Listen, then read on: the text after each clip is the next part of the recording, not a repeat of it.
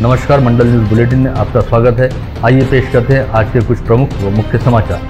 अब तक यदि आपने मंडल न्यूज के इस चैनल को लाइक व सब्सक्राइब नहीं किया है तो जल्द से जल्द इस चैनल को लाइक व सब्सक्राइब जरूर कर दें।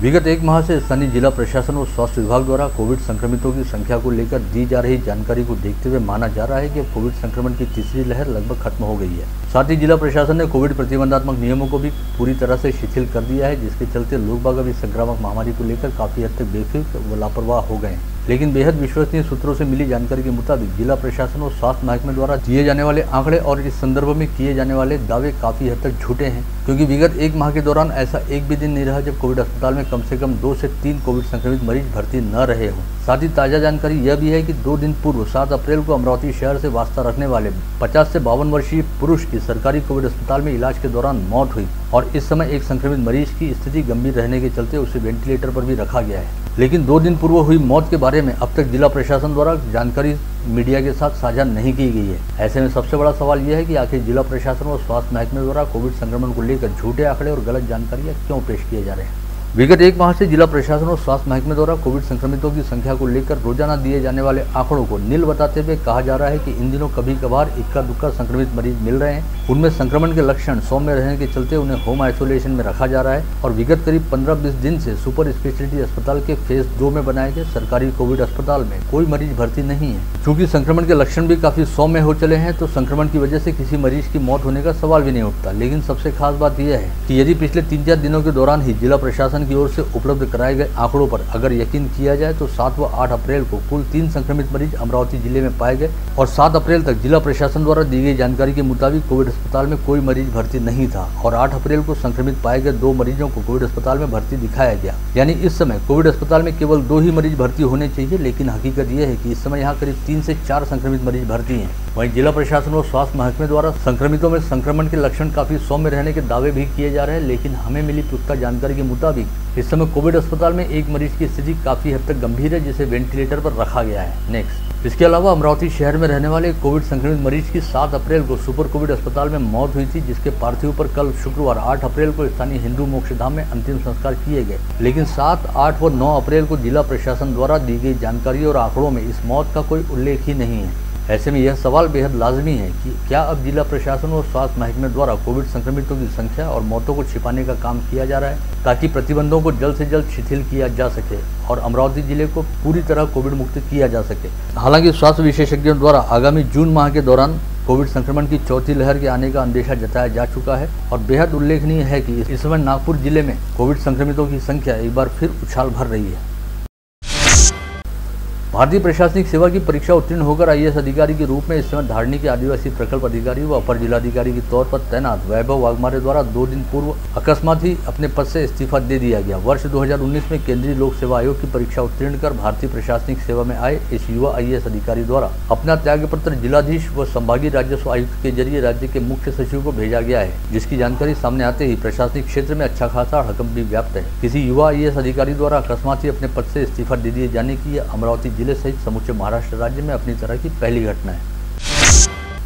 वर्ष 2019 में आईएएस अधिकारी के तौर पर भारतीय प्रशासनिक सेवा में आने वाले वैभव वाघमारे अपने काम को लेकर काफी हद तक जुनूनी रहने के साथ साथ हमेशा अपनी नई सोच को लेकर आगे बढ़ने वाले रहे। वाशिम जिला अंतर्गत विभिन्न महकमों में परिवीक्षाधीन अधिकारी के रूप में काम करते समय उन्होंने अपने काम करने के तरीके की अलग छाप छोड़ी। वहीं धारणी में आदिवासी प्रकल्प अधिकारी के रूप में पदस्थ होने के बाद उन्होंने क्षेत्र में उपजाए जाने वाले महुए की बहुतायत को देखते हुए मेलघाट में महुआ बैंक की स्थापना की, जो अपने आप में बेहद शानदार प्रकल्प रहा, जिसकी चर्चा अमरावती जिले से समूचे राज्य में रही। खास बात यह भी रही कि 2 दिन पहले अपने पद से इस्तीफा दे चुके वैभव वाघमारे इस्तीफा देने के बाद अगले दिन यानी कल शुक्रवार 8 अप्रैल को टिटम्बा में हुए महुआ बैंक के कार्यक्रम में बाकायदा शामिल भी हुए थे और उनकी दिनचर्या भी बेहद सामान्य थी। ऐसे में उनके द्वारा इस्तीफा दिए जाने की जानकारी सामने आते ही हर कोई आश्चर्यचकित भी दिखाई दिया। कल शुक्रवार 8 अप्रैल की दोपहर के वक्त रेलवे स्टेशन से बस स्टैंड रोड स्थित उस्मानिया मस्जिद के सामने स्थित शिवाजी कॉम्प्लेक्स के दूसरे माले पर होम्यो क्लिनिक में भीषण आग लगी थी। इसी होम्यो क्लिनिक के ठीक ऊपर सैकड़ों बच्चों को पढ़ाने वाली 6 कोचिंग क्लासेस हैं। घटना के वक्त दमकल विभाग की टीम ने सतर्कता बरतते हुए कोचिंग क्लासेस के 200 से अधिक बच्चों की जान बचाई। आग के वक्त कोचिंग क्लास चलाने वालों को आग लग जाने की भनक तक नहीं थी और सैकड़ों बच्चों को पढ़ाने वाले इन कोचिंग क्लासेस के संचालकों को महानगर पालिका ने फायर ऑडिट कराने के लिए नोटिस भी थमाया था, लेकिन कोचिंग क्लासेस के संचालकों ने विद्यार्थियों की जिंदगी नज़दीकी से खिलवाड़ करते हुए फायर ऑडिट की ओर नजरअंदाज किया, जिसका निश्चित तौर पर इन कोचिंग क्लासेस के संचालकों को खामियाजा भुगतना पड़ेगा, जिसके लिए महानगर पालिका द्वारा तैयारी शुरू कर दी है। इस संदर्भ में एक अभिभावक ने बताया कि आग लगने के बाद कोचिंग क्लासेस में पढ़ रहे बच्चे अपनी जान बचाने के लिए छत की ओर जाने वाले गेट का ताला तोड़कर अपनी जान बचाने हेतु छत पर भागे थे। वहीं दूसरी ओर मनपा की चेतावनी के बाद भी अब तक फायर ऑडिट नहीं कराए जाने की बात को बेहद गंभीरता से लेते हुए दमकल विभाग के अधीक्षक सैयद अनवर ने कड़ा रुख अपनाते हुए शिवाजी कॉम्प्लेक्स में कोचिंग क्लासेस चलाने वाले सभी संचालकों को कारण बताओ नोटिस थमाते हुए 7 दिन की मोहलत दी है और सही जवाब नहीं मिलने पर उनके खिलाफ कार्रवाई की जाएगी। इसके अलावा शहर के सभी आस्थापनाओं, अस्पतालों, स्कूल, महाविद्यालय, ट्यूशन क्लास, मंगल कार्यालय व बड़ी इमारतों को भी फायर ऑडिट कराने का नोटिस थमाया जा रहा है।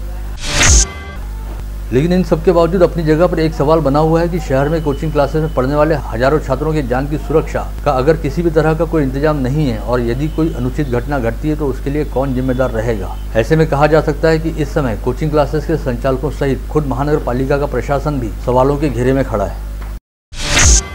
गत रोज राज्य की महिला व बाल विकास मंत्री यशोमती ठाकुर ने नागपुर स्थित श्रद्धानंद अनाथालय को सदिच्छा भेंट दी और इस अनाथ आश्रम में रहने वाले बच्चों हेतु उपलब्ध सुविधाओं का जायजा भी लिया। इस अवसर पर उन्होंने कहा कि अनाथ बच्चों का जीवन सहज व सुचारू करने के साथ ही उन्हें उनका अधिकारपूर्ण घर मिलने हेतु सरकार द्वारा विभिन्न कल्याणकारी योजनाएं चलाई जाती हैं और अनाथ बच्चों के संगोपन में निजी संस्थाओं द्वारा चलाए जाने वाले अनाथालयों का भी काफी महत्वपूर्ण योगदान है। ऐसे में सरकारी अनाथालयों की तरह निजी अनाथालयों में मूलभूत सुविधाएं उपलब्ध कराने हेतु तमाम प्रयास किए जाएंगे और अनाथालयों की समस्याओं को हल करने के लिए पहली प्राथमिकता दी जाएगी। तीसरा निर्वाचन क्षेत्र के पूर्व विधायक भैया साहब ठाकुर की जयंती वर्ष के पर्व पर श्री रामचंद्र युवक कल्याण संस्था की ओर से मोजरी में 1400 दिव्यांगों को जरूरत का साहित्य वितरित किया गया। इस अवसर पर अपने विचार व्यक्त करते हुए भैया साहब ठाकुर की सुपुत्री तथा राज्य की महिला व बाल विकास मंत्री व जिला पालक मंत्री यशोमती ठाकुर ने कहा कि राजनीति के लिए राजनीति करना यह हमारा स्वभाव नहीं, बल्कि राजनीति हम केवल समाज कार्य एवं जनसेवा के लिए करते हैं। जिले में कामगारों को सेवा सुविधा देने के लिए 1 मई से 15 मई के दौरान ई श्रम कार्ड पंजीयन अभियान चलाया जाएगा। इस आशय की जानकारी देते हुए कामगार राज्य मंत्री बच्चू कडू ने आह्वान किया कि जिले के अधिक से अधिक कामगारों द्वारा इस अभियान का लाभ लिया जाना चाहिए। साथ ही आज राज्य मंत्री बच्चू कडू की अध्यक्षता में विधान भवन में ई श्रम पोर्टल व कामगार पंजीयन को लेकर कामगार विभाग की एक जायजा बैठक भी हुई।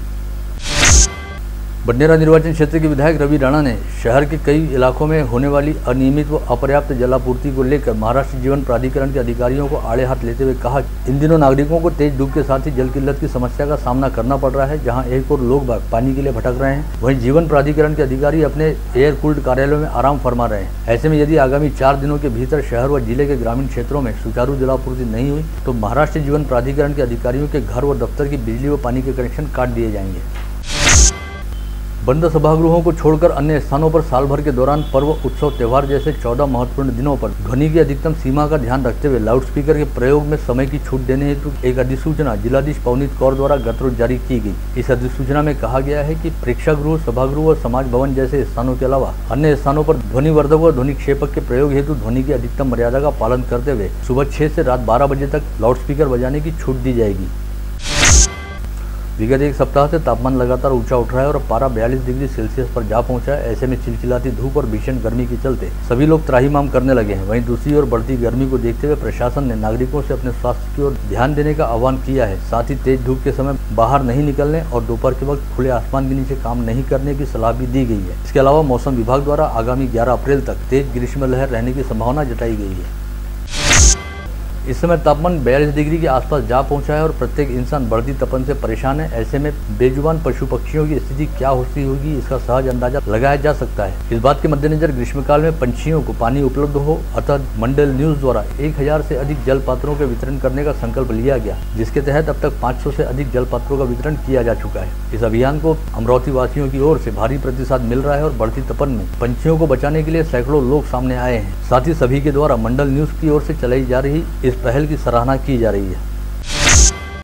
इस वर्ष जिले के कई ग्रामीण इलाकों को भीषण जल किल्लत का सामना करना पड़ सकता है और प्रशासन को करीब 33 गांवों में टैंकरों के जरिए जलापूर्ति करनी पड़ सकती है। इस बात के मद्देनजर जिला प्रशासन द्वारा इस वर्ष 12 करोड़ 60 लाख रुपए की लागत वाला जल किल्लत वृद्धि प्रारूप तैयार किया गया है, जिसे जिलाधीश के समक्ष मंजूरी हेतु पेश किया गया है। इस प्रारूप के तहत करीब 500 गाँवों के लिए उपाय योजनाएं सुझाई गई हैं, जिनमें 650 प्रकार के उपाय किए जाएंगे और जिले की सभी तहसीलों से प्राप्त जानकारी के आधार पर यह प्रारूप तैयार किया गया है। कल राष्ट्रवादी कांग्रेस पार्टी के राष्ट्रीय अध्यक्ष शरद पवार अमरावती के दौरे पर आ रहे हैं, जिसके मद्देनजर कल राष्ट्रवादी कांग्रेस पार्टी के मुखिया शरद पवार अमरावती आ रहे हैं और उनके इस दौरे के मद्देनजर स्थानीय संत ज्ञानेश्वर सांस्कृतिक भवन में राष्ट्रवादी कांग्रेस पार्टी का संभागीय स्तरीय पदाधिकारी सम्मेलन आयोजित किया गया है, जिसे लेकर आज सांस्कृतिक भवन की आर्ट गैलरी में एक पत्रकार परिषद बुलाई गई थी। इस पत्रकार परिषद को संबोधित करते हुए राष्ट्रवादी कांग्रेस पार्टी के प्रदेश उपाध्यक्ष व विभाग समन्वयक संजय खोड़के ने कहा कि राष्ट्रवादी कांग्रेस पार्टी का 23वें वर्ष में पदार्पण होने जा रहा है। इस हेतु कल दोपहर के वक्त स्थानीय सांस्कृतिक भवन में राष्ट्रवादी पार्टी का संवाद बैठक कार्यक्रम आयोजित किया गया है, जिसमें स्थानीय स्वराज संस्थाओं तथा विधानसभा व लोकसभा चुनाव को देखते हुए समूचे संभाग में पार्टी के जनाधार को बढ़ाने और पार्टी को संगठनात्मक रूप से मजबूत करने के संदर्भ में विचार मंथन किया जाएगा। इतक्या तातडीनं नाही होणार, पण महिन्या 2 महिन्याच्या काळामध्ये, कारण की स्थानिक स्वराज्य संस्थांमध्ये जर तुम्हाला पहिल्या टप्प्यामध्ये जर काही बदल अपेक्षित असतील तर जिथं जिथं बदल करण्याची 5 जिल्ह्यामध्ये जर गरज असेल, संघटनात्मक बदल करण्याची गरज असेल, ती करण्याची तयारी पार्टीची राहील आणि त्या दृष्टीनं त्या जिल्ह्याच्या सर्व प्रमुख नेत्यांशी चर्चा करून तो निर्णय वरिष्ठ पार्टीवर 100% होईल। गत रोज राष्ट्रवादी पार्टी के अध्यक्ष शरद पवार के मुंबई स्थित सिल्वर ओक आवास पर एसटी कर्मचारियों ने हिंसक आंदोलन किया था, जिसके बाद समूचे राज्य में राष्ट्रवादी कांग्रेस पार्टी सड़क पर उतर आई। इसी श्रृंखला में अमरावती में भी एसटी कर्मचारियों के हिंसक आंदोलन का निषेध किया गया, जिसके तहत आज राष्ट्रवादी कांग्रेस पार्टी के कार्यकर्ताओं पदाधिकारियों द्वारा पंचवटी चौराहे पर चक्का जाम आंदोलन करते हुए बीच सड़क पर टायर जलाए गए। ऐसे में इस रास्ते पर यातायात काफी देर तक बाधित रहा। कल रविवार 10 अप्रैल को श्री राम नवमी का उत्सव मनाया जाएगा। इस दौरान शहर में कानून व व्यवस्था की स्थिति कायम रखने के लिए शहर पुलिस आयुक्तालय अंतर्गत कड़ी सुरक्षा व्यवस्था तैनात की गई है। आज शहर पुलिस आयुक्त आरती सिंह ने संत ज्ञानेश्वर सांस्कृतिक भवन में पुलिस अधिकारियों के साथ एक बैठक करते हुए शहर के प्रत्येक पुलिस थाना क्षेत्र में व्यापक बंदोबस्त रखने के निर्देश दिए। इस समय मुस्लिम समाज बंधुओं का पवित्र रमजान माह शुरू है। वहीं कल रविवार को रामनवमी उत्सव के बाद आगामी 14 अप्रैल को डॉक्टर बाबा साहब आम्बेडकर की जयंती के साथ ही महावीर जयंती, हनुमान जयंती व रमजान ईद जैसे त्यौहार मनाए जाएंगे। इन त्योहारों के समय शहर में किसी भी तरह की अनुचित घटना घटित न हो, इसे लेकर खोलापुरी गेट पुलिस थाने में पुलिस आयुक्तों द्वारा शांतता समिति की बैठक ली गई, जिसमें सभी समाज व धर्मों के लोग उपस्थित थे। महानगर पालिका के प्रशासक व आयुक्त प्रवीण आष्टीकर ने मनपा द्वारा विशेष रूप से विकसित व्हाट्सएप चैट बॉक्स एप्लीकेशन का उद्घाटन कर लोगों से व्हाट्सएप नंबर पर शिकायतें करने व संबंधित शिकायतों के फोटो अपलोड करने की अपील की थी, जिसे लेकर दावा किया गया था कि शिकायत मिलने के बाद 24 घंटे के भीतर संबंधित शिकायतों का निराकरण किया जाएगा। लेकिन मनपा के व्हाट्सएप नंबर पर शिकायत दर्ज करने के बाद भी कोई रिस्पॉन्स नहीं मिल रहा है। ऐसे में मनपा प्रशासन की ओर से किया गया दावा पूरी तरह से नाकाम साबित हुआ है। स्कूल वैन व बस चालकों द्वारा इन दिनों क्षमता से अधिक विद्यार्थियों को अपने वाहनों में बिठाया जा रहा है। ऐसे में किसी भी तरह की सड़क दुर्घटना न हो और विद्यार्थियों की सुरक्षा अबाधित रहे, इस बात के मद्देनजर प्रादेशिक परिवहन विभाग ने विशेष जांच अभियान छेड़ा है और दोषी पाए जाने पर कड़ी कार्रवाई करने के आदेश आरटीओ रामभाऊ गीते द्वारा दिए गए हैं।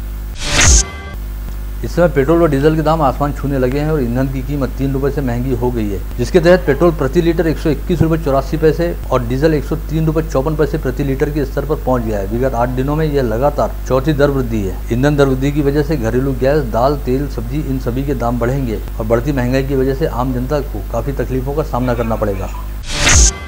इंडियन साइकेट्रिक सोसाइटी की वेस्टर्न जोनल ब्रांच का 3 दिवसीय अधिवेशन आज स्थानीय होटल ग्रैंड महफिल में औपचारिक रूप से शुरू हुआ। इस अधिवेशन में हिस्सा लेने हेतु पश्चिम भारत के कई सुख्यात मानसोपचार विशेषज्ञ अमरावती पहुंचे हैं और इस अधिवेशन के दौरान विविध मानस रोगों सहित उनके रोग निदान व चिकित्सा पद्धति पर विचार मंथन करने हेतु चर्चा सत्र और परिसंवाद का आयोजन किया जा रहा है।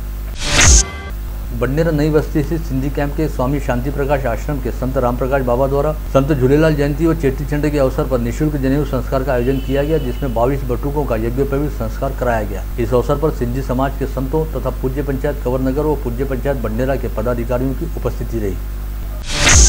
टाइगर ग्रुप महाराष्ट्र राज्य की जिला इकाई तथा ध्येय मल्टीपर्पज फाउंडेशन के पदाधिकारियों द्वारा जिलाधीश को सौंपे गए ज्ञापन में कहा गया कि करीब 1.5 वर्ष पहले भारतीय मोहकार के इलाज में डॉक्टर अमित मालपे सहित उनकी टीम में शामिल डॉक्टर स्नेहा राठी, डॉक्टर दीपाली देशमुख को डॉक्टर जयेश इंगले द्वारा लापरवाही बरती गई थी, जिससे भारतीय मोहकार को स्वास्थ्य संबंधी काफी परेशानियों और दिक्कतों का सामना करना पड़ा था। किंतु इस मामले में अब तक FIR दर्ज करने के अलावा संबंधितों के खिलाफ कोई और कार्रवाई नहीं हुई है। साथ ही अपराध दर्ज रहने के बावजूद भी अस्पताल चलाने हेतु नया रजिस्ट्रेशन दिया गया, जो कि पूरी तरह से नियम बाह्य है। ऐसे में पूरे मामले की सघनता के साथ जांच की जानी चाहिए।